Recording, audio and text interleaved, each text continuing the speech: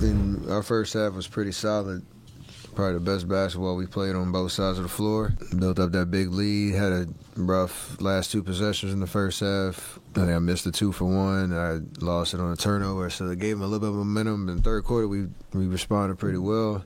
The Golden State Warriors are experiencing a staggering decline in the current NBA season, poised to mark one of the most significant single-season win drops in league history. Following a recent loss to the Orlando Magic, the Warriors now stand at a 4-17 record, securing the title of the worst-performing team in the NBA during the initial quarter of the 2019-20 season. This sharp downturn comes as a surprise for a team that was considered one of the greatest in NBA history, having secured 57 wins in the previous season and making their fifth consecutive trip to the NBA Finals. Despite the departures of Kevin Durant in free agency and Klay Thompson due to injury, there were expectations that the Warriors, led by Stephen Curry and Draymond Green, and the addition of D'Angelo Russell, would still be playoff contenders. However, the narrative took a drastic turn when Curry suffered a hand injury earlier in the season, leading to a significant decline and a shift towards a rebuilding strategy. The Golden State Warriors, once hailed as the greatest team of the past decade, now face the possibility of rewriting their name in the NBA history for one of the worst single-season win declines. Drawing parallels, The Ringer recently highlighted the Chicago Bulls' dramatic drop in the 1998-99 season, where they plummeted from 62 wins and a championship to a mere 13 wins, a decline of 49 wins. The Bulls' decline was attributed to Michael Jordan's semi-retirement, Scottie Pippen's departure to the Rockets, leaving the team led by Tony Kukoc. This downturn triggered 6 seasons of struggle, marked by sub-30 win performances and a string of unfortunate draft picks and personnel decisions. While the Bulls initially made a solid choice in selecting Elton Brand in 1999, they later traded him for Tyson Chandler and Brian Skinner. Subsequent drafts saw questionable picks like Marcus Fizer, Eddie Curry, and Jay Williams, and Kirk Heinrich. It wasn't until 2004, with the selection of Ben Gordon, that the Bulls' fortunes began to shift. This pick, coupled with the improved decision-making, led to their return to the playoffs, marking a positive turning point after years of adversity following Michael Jordan's departure. The Warriors now find themselves at a crossroads, navigating the challenge of avoiding a similar fate. The 2010-11 NBA season, the Cleveland Cavaliers experienced the second longest single-season win decline in history, dropping from 61 wins the previous year to just 19, a significant 42-win decline. This downturn was directly linked to the departure of LeBron James, who famously announced he was taking his talents to South Beach. The aftermath of LeBron's exit marked a prolonged period of struggle and futility for the Cavaliers. However, a turning point came in the 2014-15 season with the return of the King, as LeBron James made a comeback to Cleveland. During this period, the Cavaliers managed to secure the number 1 pick in the 2011 draft, selecting Kyrie Irving. Irving later played a crucial role as a cornerstone of the 2016 championship team, providing a glimmer of hope and success for the Cavaliers after enduring a significant decline in the years following LeBron James' departure. The third largest single-season win decline in NBA history occurred in 1996-97, when the San Antonio Spurs plummeted from 59 wins the previous year to a mere 20, a staggering 39-game drop. This marked the strategic Tim Duncan year, when the Spurs strategically tanked to secure the top pick in the 1997 NBA draft, ultimately landing the prized prospect Tim Duncan. The significant decline was primarily attributed to key players' injuries, with David Robinson playing only 6 games due to foot and back injuries, Sean Elliott appearing in just 39 games, and Chuck Person missing an entire year with injuries. Spurs' struggles paved the way for the acquisition of Tim Duncan in the draft. However, the following season witnessed a remarkable turnaround.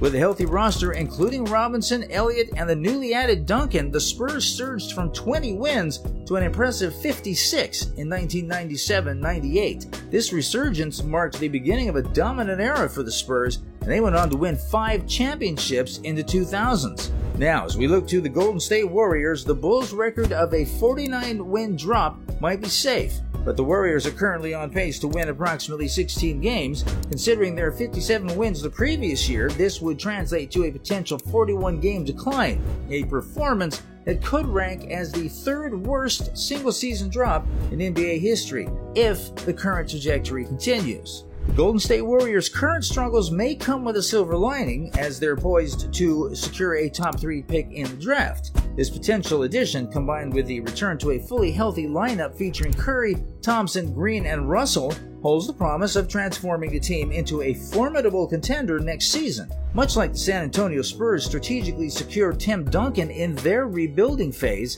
the Warriors have an opportunity to draft a player who could serve as the cornerstone for their next dynasty. With the prospect of injecting fresh talent into their roster and leveraging the experience of their seasoned core, the Warriors could undergo a swift and impactful resurgence. The parallels to the Spurs' successful strategy offer a glimpse of hope for Warriors fans, hinting at the potential for a bright future and the reemergence of the team as a dominant force in the league. The upcoming draft could indeed lay the foundation for the next chapter of the Warriors' legacy. As we explore the potential bright future for the Golden State Warriors, it's essential to acknowledge the current challenges faced by some NBA veterans. Chris Paul, a seasoned 12-time All-Star, recently made headlines for his abrupt ejection during a game against the Phoenix Suns, with referee Scott Foster playing a central role. The clash between Paul and Foster isn't a new development, it's part of a long history that spans nearly a decade. However, what's intriguing is Paul's revelation: it's personal.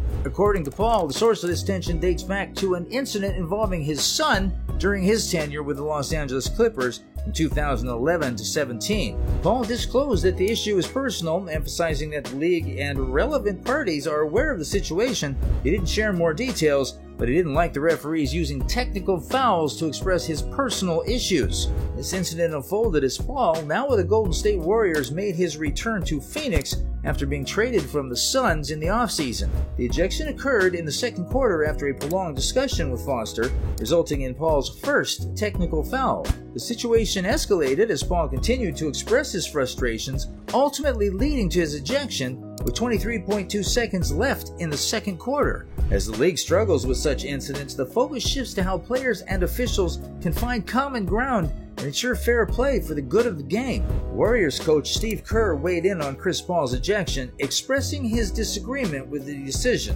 While acknowledging that the first technical was warranted, Kerr deemed the second one unnecessary. Kerr emphasized that frustration is a common element in the game, leaving the handling of such situations to the discretion of the officials. The incident required Warriors team personnel to intervene, preventing further escalation between Paul and Foster before the guard left the court. Despite these circumstances, the Phoenix Suns won with a 123-115 win over the Golden State Warriors. The Warriors have now lost 7 of their past 8 games, adding another layer of adversity to their ongoing season. As the Golden State Warriors faced their 6th straight loss in a 130-123 overtime defeat against the Oklahoma City Thunder, several challenges loomed over the team. Despite Stephen Curry's return after missing 2 games due to a knee injury, his discomfort was evident. Curry managed to sink 5 triples out of 11 attempts, but his struggles were apparent with a 1-for-8 performance in the paint. Klay Thompson, Curry's backcourt partner, continued to struggle, missing 8 of his 13 field goals,